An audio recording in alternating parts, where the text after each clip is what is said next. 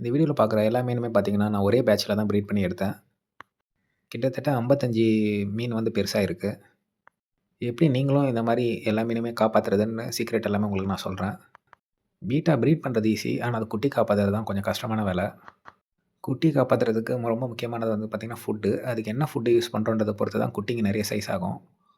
நான் என்ன food use பண்ணேன்னு பார்த்தீங்கன்னா, ஃப்ரைஸ்க்கு வந்து பார்த்தீங்கன்னா, டாஃப்னியா யூஸ் பண்ணேன்.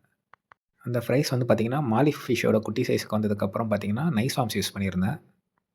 அதுக்கப்புறம் பிளட் வார்ம்ஸ் யூஸ் பண்ண ஆரம்பிச்சிருந்தேன். குட்டிங்களுக்கு நெறைய ஃபுட்டு வந்து யூஸ் பண்ணலான்னு சொல்லுவாங்க. அது எல்லாமே நான் ட்ரை பண்ணியிருக்கேன். எதுவுமே சக்சஸ் ஆகல. எனக்கு தெரிஞ்சு பெஸ்ட் ஃபுட் வந்து பார்த்தீங்கன்னா, டாஃப்னியா தான் சொல்லுவேன். பீட்டா ஃபிஷ் ஃப்ரைஸ பொறுத்தவரையும். இந்த ஒரு பேட்ச்ல வந்து பார்த்தீங்கன்னா, நான் 25 மேலும் 30 ஃபீமேலுமே நான் சைஸ் பண்ணி பெருசு பண்ணியிருக்கேன். வீடியோ புடிச்சா மறக்காம சப்ஸ்கிரைப் பண்ணுங்க. பீட்டா ப்ரீடிங் ஈஸி ஸ்டெப்பா போட்டிருக்கேன். கீழ இருக்க ப்ளே பட்டன கிளிக் பண்ணி தேவைப்படுறவங்க பார்த்துக்கோங்க.